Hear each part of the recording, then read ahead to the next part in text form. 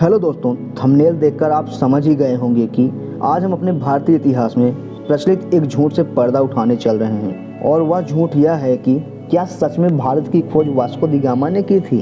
दोस्तों, एक भारतीय होने के कारण आप इस वीडियो को पूरा देखें और आप खुद से सोचें और अपनी राय कमेंट करके हमें ज़रूर बताएं। हेलो दोस्तों, मेरा नाम है अंकित और आप देख रहे हैं हिस्ट्री जागरण। चलिए सच्चाई को जानते हैं। गोवा में एक जगह है जिसे वास्को दी गामा के नाम से जाना जाता है। सचमुच भारत खोया हुआ था और इसके बारे में दुनिया कुछ नहीं जानती थी। क्या वास्को दी गामा के पहले भारत में कोई विदेशी नहीं आया था? और क्या भारत कोई ऐसी चीज़ है जिसे खोजा जाए?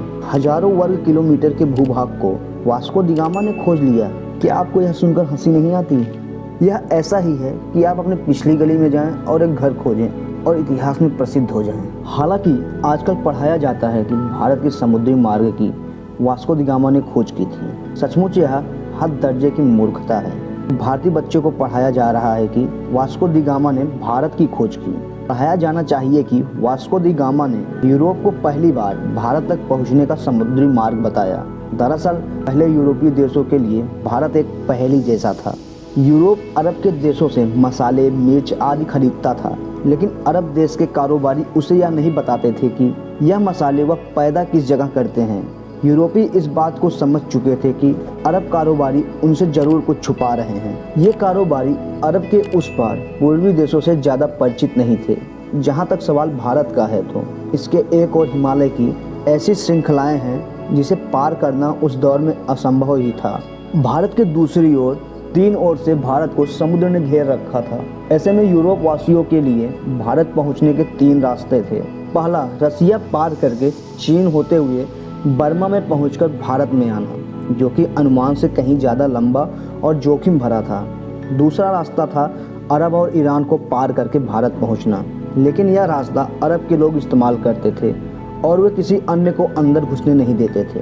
तीसरा रास्ता समुद्र का था, जिसमें चुनौती देने वाला सिर्फ समुद्र ही था। ऐसे में एक ऐसे देश के समुद्री मार्ग को खोज करने यूरोप के नाविक निकल पड़े, जिसके बारे में सुना तो बहुत था लेकिन देखा नहीं था। इन नाविकों में से एक का नाम क्रिस्टोफर कोलंबस था, जो कि इटली के निवासी थे। भारत का समुद्री मार्ग खोजने निकले कोलंबस अंटार्कटिका महासागर में भ्रमित हो गए और अमेरिका की तरफ पहुंच गए। कोलंबस को लगा कि अमेरिका ही भारत है।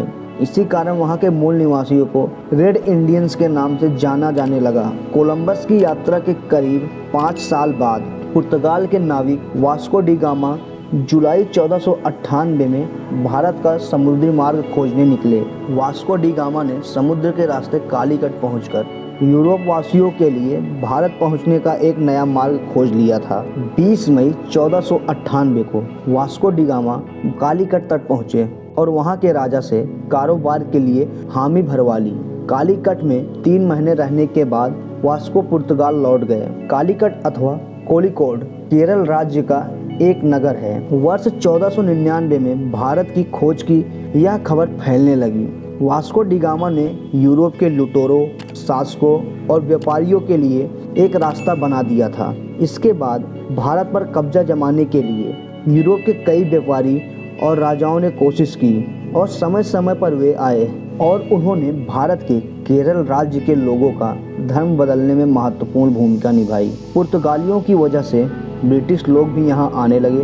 अंततः 1615 ईस्वी में यह क्षेत्र ब्रिटिश अधिकार में आया। 1698 ईस्वी में यहाँ फ्रांसीसी बस्तियां बसी। फ्रांस और ब्रिटेन के बीच के युद्ध के काल में इस क्षेत्र की सत्ता बदलती रही। 1503 में वास्को पुर्तगाल लौट गए और 20 साल वहां रहने के बाद वह भारत वापस चले आए। 24 मई 1524 को वास्को दी गामा की मृत्यु हो गई।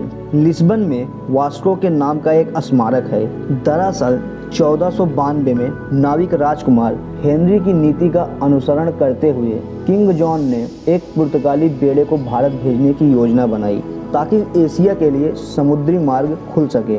उनकी योजना मुसलमानों को पछाड़ने की थी, जिनका उस समय भारत और अन्य पूर्वी देशों के साथ व्यापार पर एकाधिकार था। एस्टावो डी गामा को इस अभियान के नेतृत्व के लिए चुना गया, लेकिन उनकी मृत्यु के बाद वास्को दी गामा ने उनका स्थान लिया। 8 जुलाई 1497 को वास्को दी गामा 4 जहाज़ों के एक बेड़े के साथ लिस्बन से निकले थे। वास्को दी गामा के बेड़े के साथ 3 दुभाषीय भी थे, जिनमें से 2 अरबी बोलने वाले और एक कई बंतु बोलियों का जानकार था।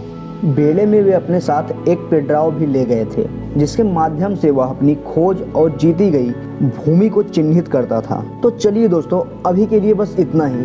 अब तो आप समझ ही गए होंगे कि वास्को दी गामा ने भारत की खोज नहीं की थी, बल्कि यूरोप से भारत के लिए समुद्री मार्ग की खोज की थी।